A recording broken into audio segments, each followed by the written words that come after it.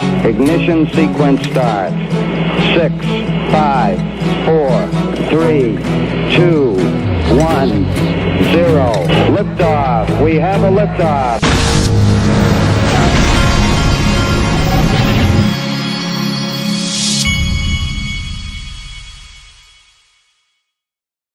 Asset investor, I thought long and hard about how to do this video, but I arranged and rearranged, but I think that I've got the correct way that I want to present this to you all. There's been a lot of talk going around about this variable guy 589 and all this recently, and I got an email from someone that threw a complete curveball and threw something at me that came totally out of nowhere. And I want to tell you up front, the person at Ripple that this email involved, the email was not from someone at Ripple. It was a theory about having to do with someone at Ripple. But anyway, so I tried to send a message to the guy, and you'll see his name in a minute. But I tried to send him a message on Twitter to ask him if he had any comment, but I've never talked to anybody at Ripple, and I know that they're not really allowed to talk to me. So this guy, he didn't send me any message back, and so I'm going to give all the disclaimers necessary. I am not saying that this guy is variable guy. I am not saying that at all. I am saying that it's very possible that someone who is familiar with the same type of things he's familiar with could be. But that's not really, who variable guy is really not what I care about. That's irrelevant. The 589 is more what everybody's interested in. This is just a theory, but it's a very interesting theory. The first thing I wanted to talk to you about, I've talked to you about before, and that is the gold standard. For those of you that don't know this, the gold standard is what we used to have until Nixon got rid of the gold standard. And what that meant is that all of our money was tied to gold, tied to the price of gold. And so ever since they got rid of the gold standard, that is the reason that the governments of the world have been able to print money into oblivion and basically make your money worthless. Because and you need to go ahead and establish this up front in your mind. I don't care what anybody tells you.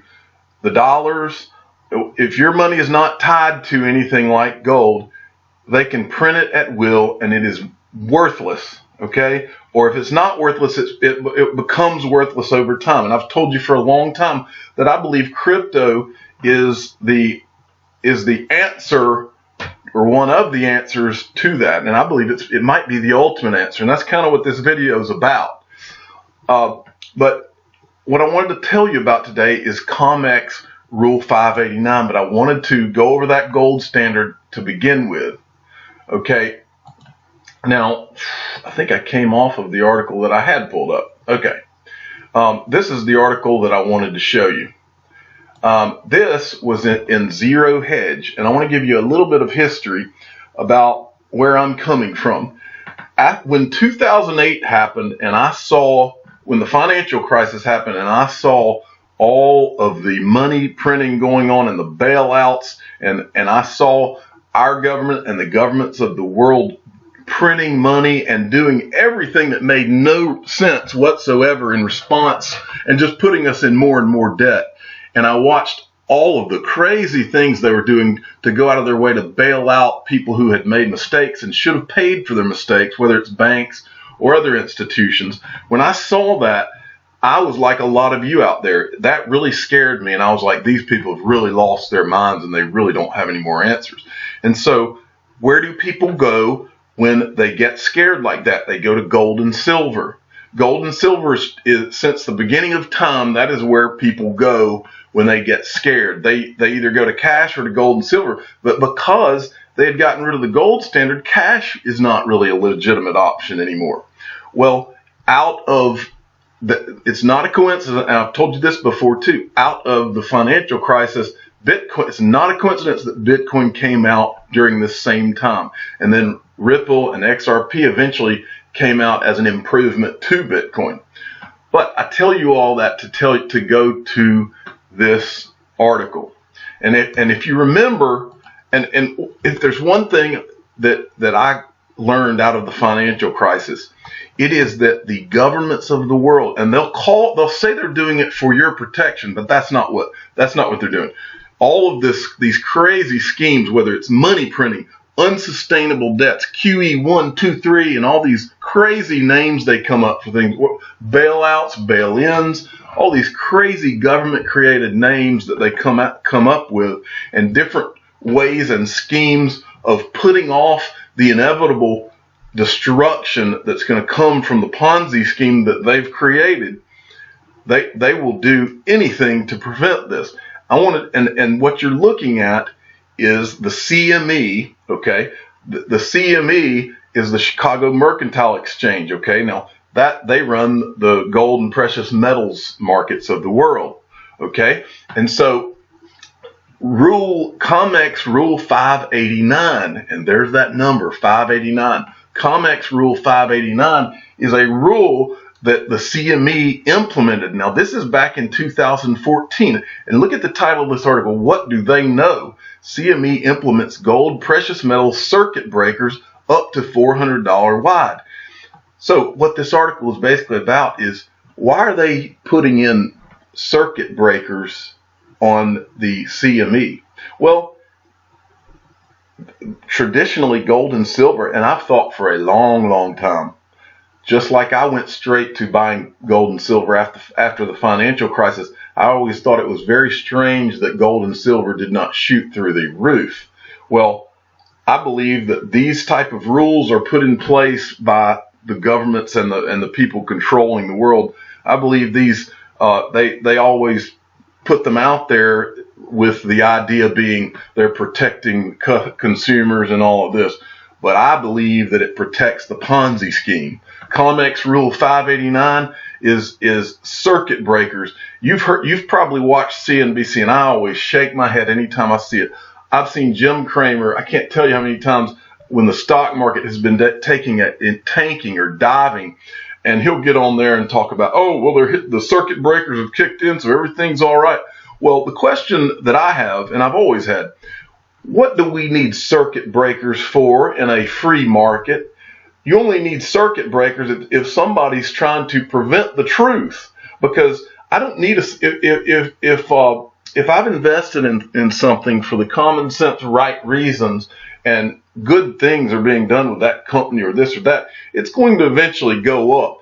But why would I need it on the downside? What would I need circuit breakers for? Now, they claim, oh, this is to keep consumer confidence, but you wouldn't have to put circuit breakers in unless there's a legitimate reason. There's a legitimate reason that market is diving. If it's diving, someone has screwed up, okay? And so a circuit breaker is only the government not trying to protect the consumer, but they're trying to protect themselves. But let's get back to COMEX Rule 589. COMEX Rule 589, when I first saw this, and this was the email sent to me, is look at COMEX 589. And so I did, and I read through this, and basically that's what it is. It's a circuit breaker. You're looking at the rule book for the CME. This is page 48. Go look at it for yourself. 589A and 589B. Triggering events and temporary trading halts. In other words, what if the world finally realized that all these currencies were one big Ponzi scheme and the money in your pocket was not worth anything? What if they all started to pile into gold and silver, as any common sense person would do when they realize that the governments of the world have destroyed our money? What if? Wouldn't it be nice if you're the CMA to be able to put in trading halts so that you can get everybody to cool down and kind of put a stop to all this craziness? When it's actually not craziness, it's just good thinking, well-thinking people that are just trying to save money and not have our governments destroy it. I bring you COMEX Rule 589, and I'm going to give you just a little theory. I'm not even saying it's my theory, but I wanted to illustrate to you, this is the circuit breakers that the New York Stock Exchange has. In response to the market breaks in October 1987 and 1989, the New York Stock Exchange instituted circuit breakers to reduce volatility and promote investor confidence. Isn't it funny how everybody always says that cryptos are so volatile and it's such a crazy market. Well, why don't they want to put some circuit breakers in crypto? That's a good question. They want it where they make the money. But anyway, that's off the subject. So my point in telling you all of this is all of these functions, all of these circuit breaker functions and the QE1 and the 2 and the bail-in and the bail-out and the money printing, these are all for the protection not of us. These are for the protection of the people who run the show. Okay? And I'm telling you today, I've told you for a long time, crypto was the answer to all of that. It was the answer. And I think it was the ultimate answer. And I'm going to float a theory out. This is just a theory. I'm going to float a theory out. But I want to show you one last thing about manipulation. HSB, this is an article from a while back, but this is from 2010. HSBC and JP Morgan accused of manipulating the silver market. Have HSBC and JP Morgan been manipulating the silver market to keep the price artificially low? I've seen a lot of articles on this. This is worth going and Googling for yourself if you want to go read about things like this.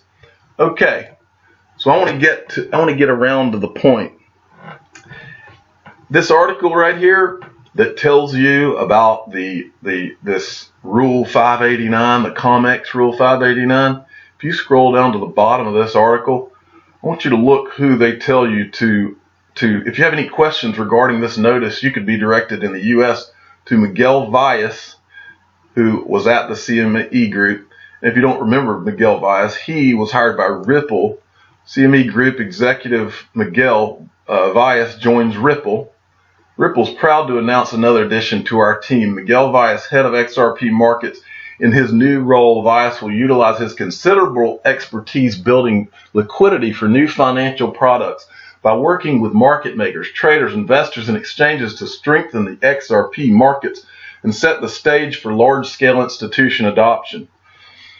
So here's my point. My point is, I'm not telling you that Miguel Valles is Variable Guy. It could easily be someone who's knowledgeable of the COMEX and the precious metals markets. I'm not telling you that Miguel Valles has anything to do with that. That's not the point of this video. But what I am telling you is that Wall Street has a way of coming up with all sorts of schemes that are undreamed of to keep this Ponzi scheme going, which is the money printing Ponzi scheme that will come to an end. And what I'm also telling you is that Miguel Valles did not leave the CME for no reason to go to cryptocurrency. He saw something. And so I'm going to finish this by asking you one question. And that is, what if Variable Guy 123 was telling us to look at COMEX Rule 589 because crypto represents the end of the government's ability to manipulate the world's money and our lives? What if that's why Miguel Valles thought it was a smart move to go to Ripple? What if he knew that cryptocurrency was going to turn the financial world on its head and make the governments of the world honest? I'm the digital asset investor. I'm not an investment advisor. This is for entertainment purposes only. Please subscribe, hit the like button, tell your friends and family about my channel. Thank you all so much for listening. And I'll finish by saying Miguel Valles is not Variable Guy 123. I'm not getting that started. Thank you.